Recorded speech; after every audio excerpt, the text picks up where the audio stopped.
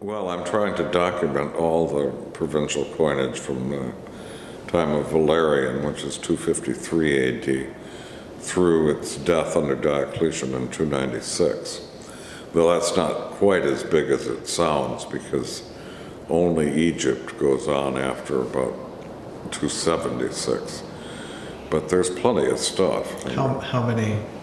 I've incorporated about 30,000 coins from the various collections.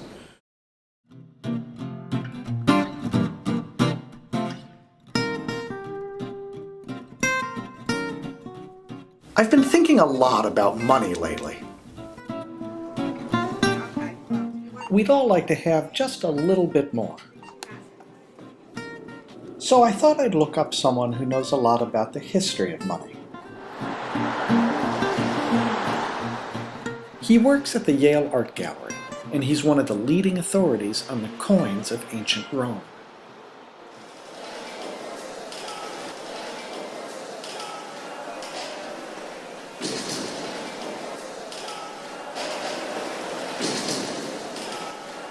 Coming off their eye with the pump up. Bill Metcalf is the curator of the museum's Department of Coins and Metals. He works there with his assistant, Jane Miller. It's not. No, I don't think it is. I think we put it away. Okay.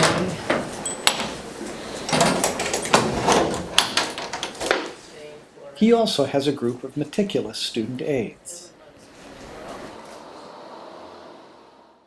Bill brought me to the department's newly renovated classroom for a guided tour of the coins of the ancient world. He thought I might see something inspiring for my next book, which is about the deep legal foundations of individualism. We saw a lot of beautiful coins, but one in particular caught my eye. The coin was from the ancient kingdom of Lydia in present-day Turkey. During the 6th and 7th centuries BC, at the start of what the German philosopher Karl Jaspers called the Axial Age, something extraordinary happened in China, India, Persia, and Asia Minor. Independently in all of those places, people created a new technology, the coin. And probably the first coin, produced in the 7th century BC, was created in Lydia. The tradition began here. This is actually, is that the one? It is. It's in a plastic container because otherwise it would slip through the crack in the box, but we can take it out if you like. This side is a simple punch mark.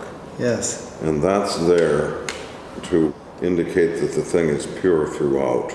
This side is just a series of striations. And the way it was created was like this. A blob of metal, in this case weighing 0.65 grams, was laid onto a flat surface. It assumed its natural roundness. Yes. And it was then punched, and it picked up from the surface these striations. At the Temple of Artemis at Ephesus, where we learn much of what we know about the earliest ancient coins, there are 3 phases represented. There are unmarked pieces like this.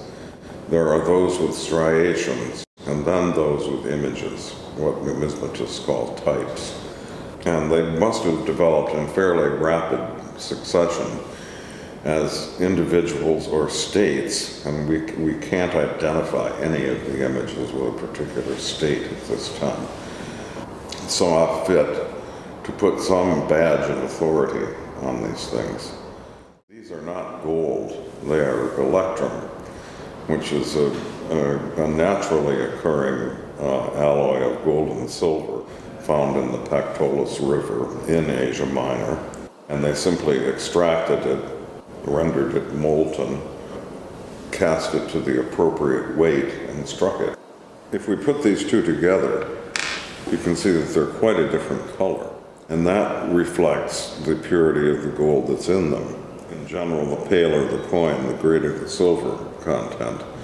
So that not all coins conforming to an individual denomination are intrinsically equal in value, but they're guaranteed to be.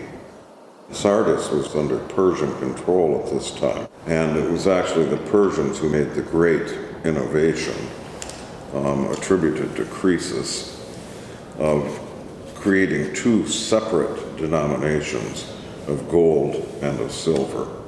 And that solved the electrum problem permanently. These are the two, and you see a lion confronting a bull here, Oh yes, look at that. and here the same motif. Oh, in look at silver. that. The lion is the Persian king, and the bull is Europe. This was all a fascinating story, but what did it mean? Now, Bill is an empirical kind of guy, the kind of person who would patiently catalog 30,000 coins. But I asked him to reflect a little more broadly about what we had seen. I was especially interested in knowing what kind of life these early coins made possible, as well as their role in the early history of state development. I also wondered what new forms of life, new forms of money being created today would make possible. Silver, it was argued many years ago, was a great democratizing influence because it made it possible to break up huge amounts of money into relatively small units that spread the influence among a larger population who had access to it that they wouldn't have had with these gold coins. Because no matter how small they seem to us, they carried a great deal of value in them. And that's got partly the explanation for the tiny, tiny denominations we see. So I can't think of it as the first glimmer of state development. It may represent this moment in economic development where it was necessary to move beyond barter in order to render the movement of goods more efficient, and or indeed payment of taxes. So that, and I think that's certainly behind the markings. Markings we don't recognize yet, but it's perfectly consistent with any of the tyrannies of the period, that they should choose a mark and demand payment in it. They issue a coin for things they wish to purchase, and in the later period, this is almost always associated with military development,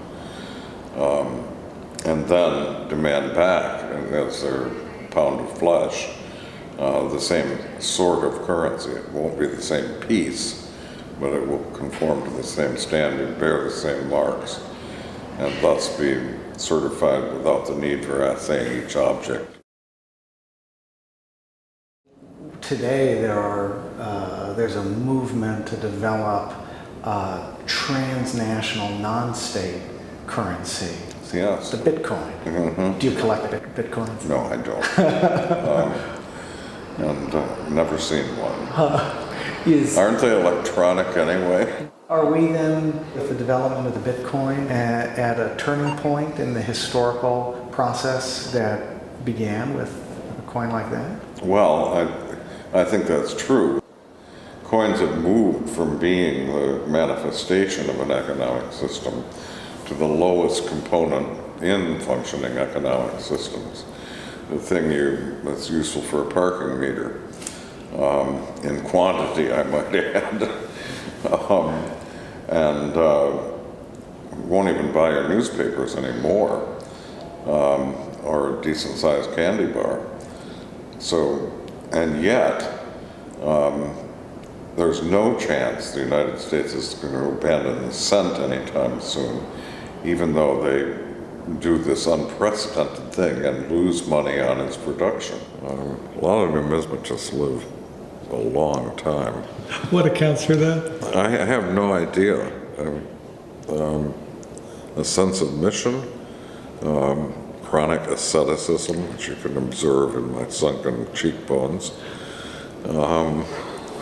It's, I don't know, clean loo.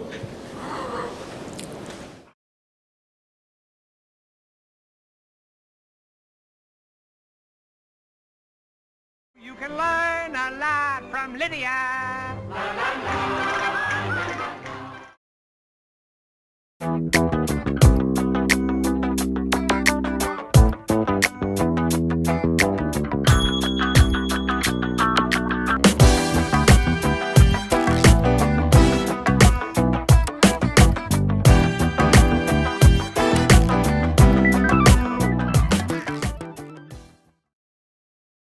Let me hold you right there. I just want to make sure that we're good.